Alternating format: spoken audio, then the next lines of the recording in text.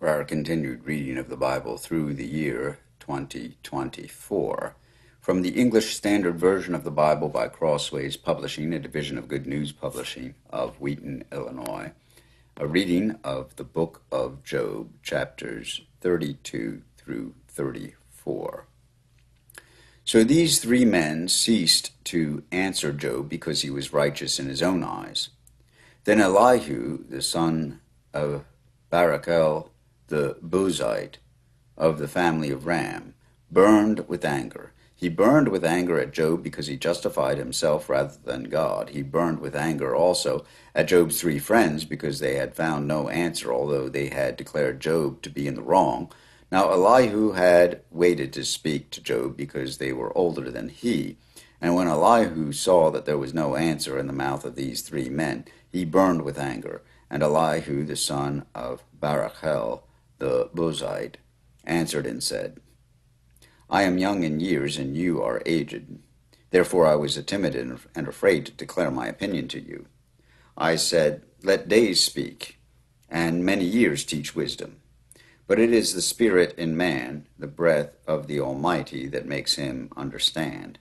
It is not the old who are wise, nor the aged who understand what is right. Therefore I say, Listen to me, let me also declare my opinion. Behold, I waited for your words, I listened for your wise sayings, while you searched out what to say.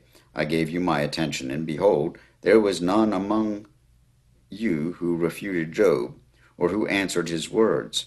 Beware lest you say, We have found wisdom, God may vanquish him, not a man. He has not directed his words against me, and I will not answer him with your speeches. They are dismayed, they answer no more. They have not a word to say. And shall I wait because they do not speak, because they stand there and answer no more? I also will answer with my share. I also will declare my opinion. For I am full of words. The spirit within me constrains me. Behold, my belly is like wine that has no vent, like new wineskins ready to burst. I must speak, that I may find relief. I must open my lips and answer.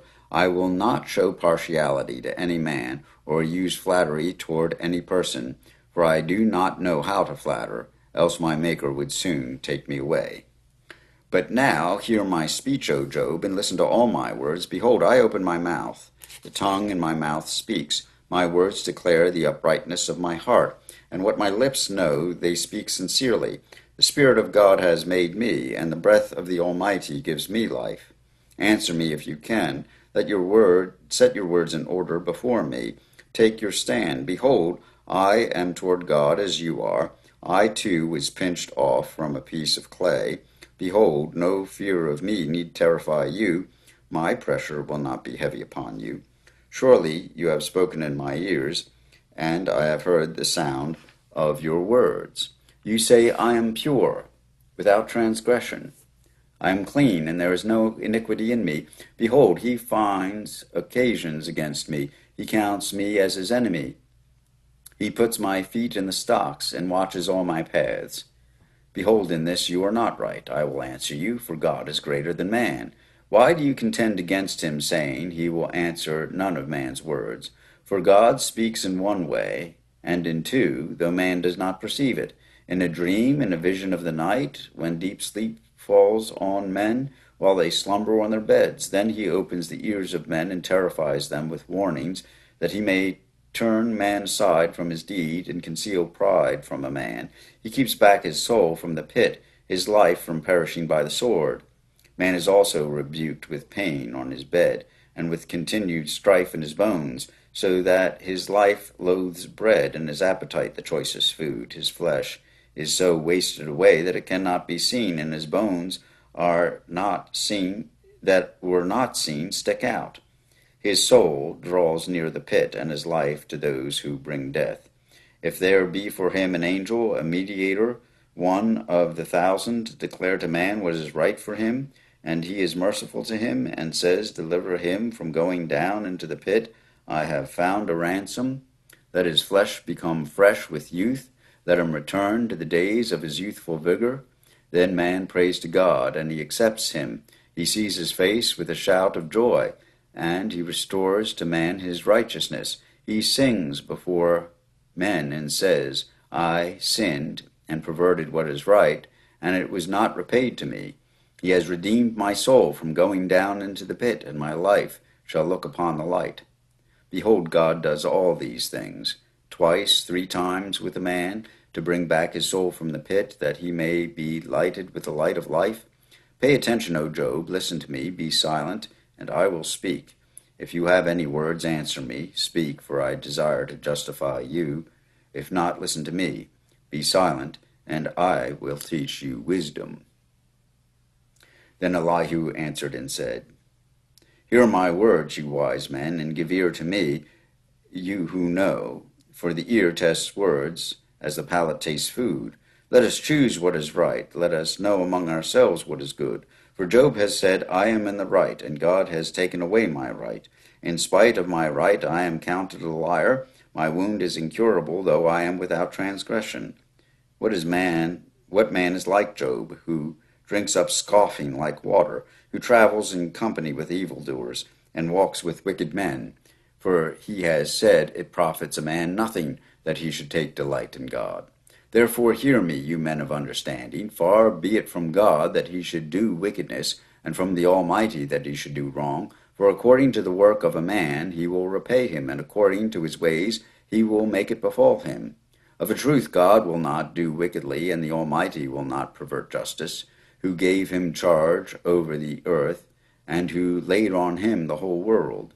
If he should set his heart to it, and gather to him his spirit and his breath, all flesh would perish together, and man would return to dust. If you have understanding, hear this. Listen to what I say. Shall one who hates justice govern? Will you condemn him who is righteous and mighty? Who says to a king, worthless one, and to nobles, wicked men, who shows no partiality to princes, nor regards the rich more than the poor, for they are all the work of his hands. In a moment they die. At midnight the people are shaken and pass away, and the mighty are taken away by no human hand. For his eyes are on the ways of a man, and he sees all his steps. There is no gloom or deep darkness where evildoers may hide themselves. For God has no need to consider a man further, that he should go before God in judgment. He shatters the mighty without investigation, and sets others in their place.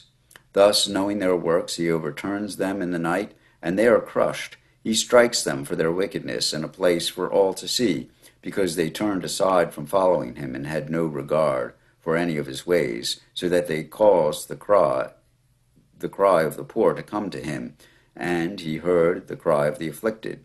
When he is quiet, who can condemn? When he hides his face, who can behold him? Whether it be a nation or a man, that a godless man should not reign, that he should not ensnare the people.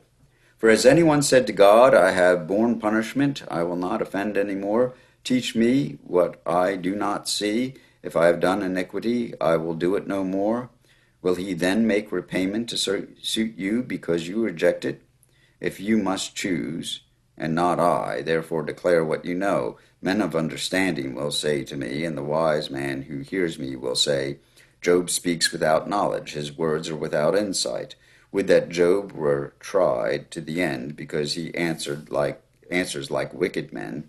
For he adds rebellion to his sin. He claps his hands among us and multiplies his words against God. Here ends the reading of Job, chapters 32 through 34, in the English Standard Version of the Bible by Crossways Publishing, a division of Good News Publishing of Wheaton, Illinois.